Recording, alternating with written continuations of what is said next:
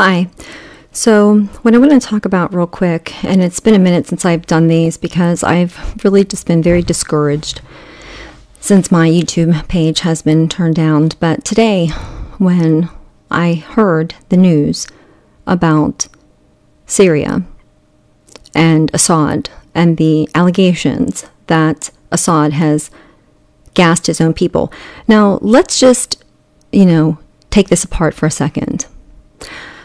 Assad, who has wanted U.S. troops to leave Syria for some time now, Syria, a sovereign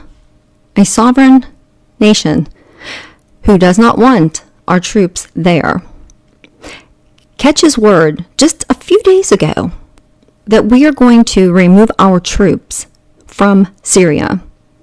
And then he decides that he's going to gas his own people, women and children. Who believes this? Seriously, who believes this? What nonsense. This is tyranny against our country. President Trump said he was going to remove those troops from Syria to put them on our border. And the war hawks that run everything will have none of it. They are going to try to force him and force his hand and the rest of us into World War III, whether we like it or not. Should we look back in our history? Okay, let's look back in our history. We can go in our far history, farther back in history, 1941, Pearl Harbor, when everyone knew what was pending there with the Navy, and that attack was allowed to happen. It was. I know people are going to be like, oh, conspiracy theorists, they're going to shut this channel down too, because it's the truth. Then let's go back in our more recent history, okay? How about 9/11? 9/11, when you know, there's plenty of evidence too, that people, important people, and their loved ones and family didn't go to work that day, didn't get on certain flights that day, because they knew what was happening. We talk about these false flag events, and it's so amazing that we have fake news, all this fake news in our midst, right? And we're pointing fingers. Who's doing the fake news? Who's really the fake news teller? Turn on your television. That's who it is. Every single one of them that you see. It used to be that you could at least rely on your local news, right, to give you facts. Facts. But now, even they get their scripts handed down to them, and it's all just one big production of mouth talk, nothing.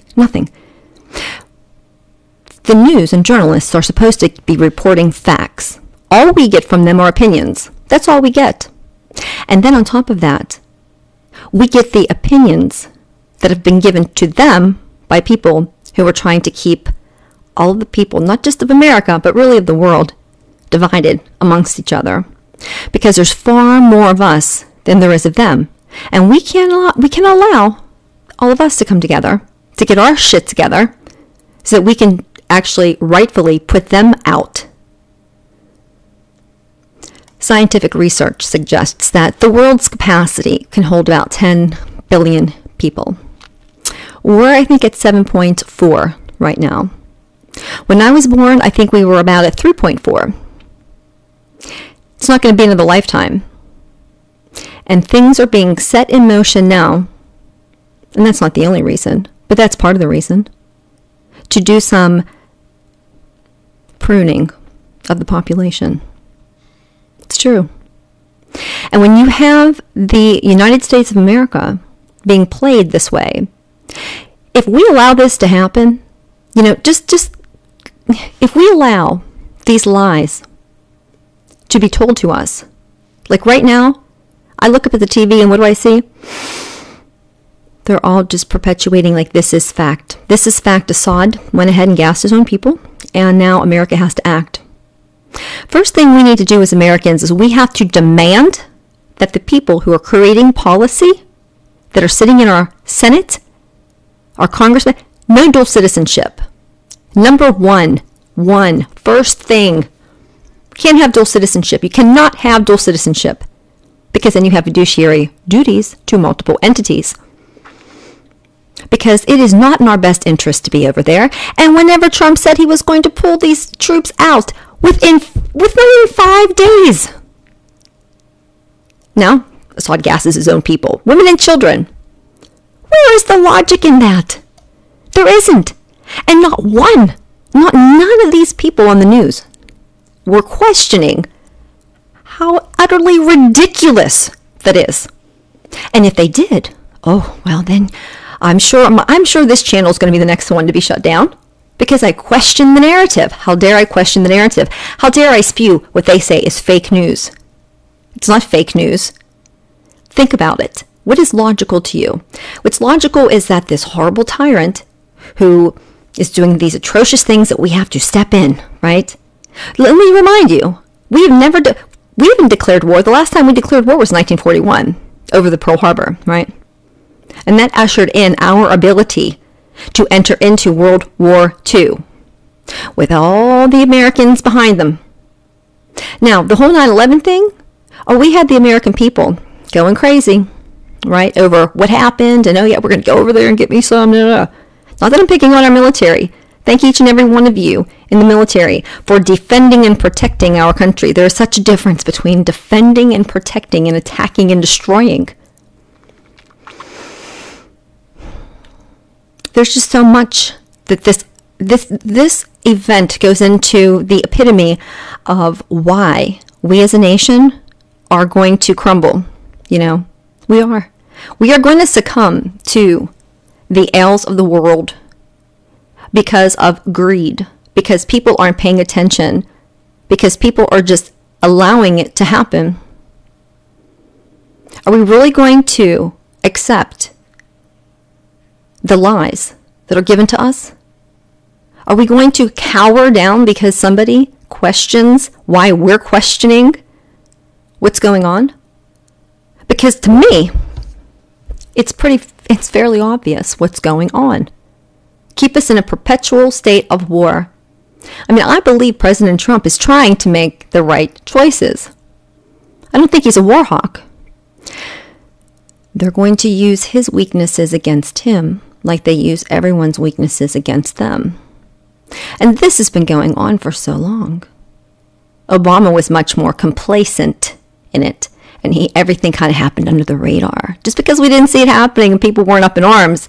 Because the media, because that's where we get it all from, the media wasn't putting it out there. Like you know, as important to know. Because he was going along with the program. Bush, the evil bastard that he was. And it's not because he was stupid. A lot of people think that Bush was just stupid. He just didn't know any better. He was sitting in the classroom, you know, airplane, you know, steel, that day. People, if you're listening to me, you probably already watched the videos that I'm referring to, right? They give you this information. Maybe I'll put something together and put it in the description box for people that aren't. It's a lot of work to have to go and do just to have my channel shut down because it's the fucking truth. This has been going on for decades. But we don't have decades. I don't believe we have decades left. I don't believe we have decades left because nuclear is not going to forgive anyone. It's not. Nuclear option won't forgive anyone. And you know what? If we allow that to happen, I almost think that we deserve it. You know, the babies being born today, they don't. They don't deserve to have to live with the stupidity that goes on today. There's so many important things that people need to educate themselves on about how the world functions, how we're functioning in the world, what our position in the world is. But nobody pays attention to that. No. We would rather just, you know, watch our sports and listen to our music and be absorbed with ourselves. Anyway, I'm just putting this out there. I want it to be known. My position on this is absolutely pull out of Syria. Let it go. That is it. Quit being used as the catalyst for the war. And for these leaders over in Israel that are sitting up right now, they're unhappy because President Trump has only sent tweets instead of missiles. Fuck you. Fuck you.